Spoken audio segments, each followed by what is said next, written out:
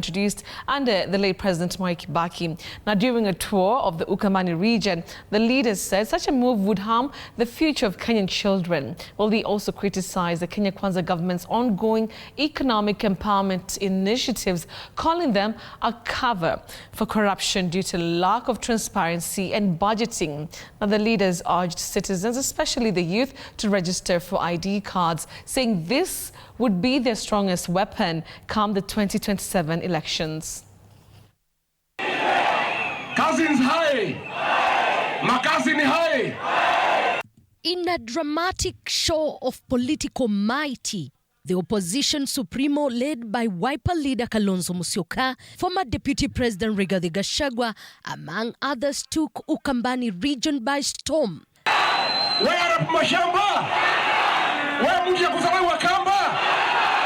The opposition brigade slammed the Kenya Kwanza government, led by President William Ruto, of failure to implement his manifesto, as they criticized the ongoing empowerment meetings by Kenya Kwanza leaders, terming them as a scandal in waiting, as the monies they are dishing are not budgeted for, questioning the source of funds. Pale kwake tumeona leo ametuma mtu ya soprano, pelekea vijana bodaboda, pelekea posho mill, pelekea mitungi ya maziwa, pelekea sharahani, vitu ya maana, lakini Wakenya wengine anawabeba ufa.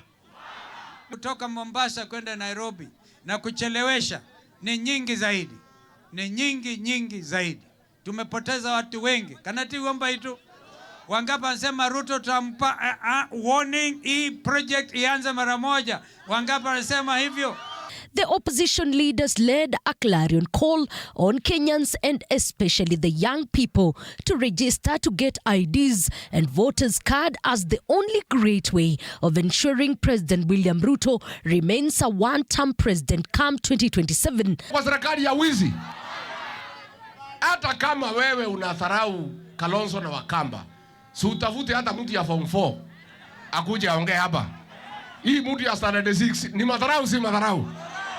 Siri ya kwanza, Zakayo amejua anaenda nyumbani. Kuna jambo moja tu anataka agawanye upinzani, agawanye hii timu.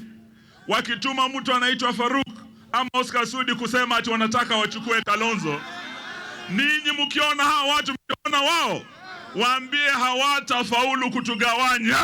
Further, the opposition brigade warned Ruto of his plan to withdraw free primary education funds, as it would be detrimental for the future generations. Kuna senator wa Karugo Ndegwa. They urged Kenyans to rally behind them as they will unite for the freedom of the country by having a one candidate come 2027 and who will battle it out with President William Ruto. Alafu na kijana ndawa ya mutuse mwengi alimuuliza, are you with us? Elizabeth Mutuko, TV 47, Nairobi.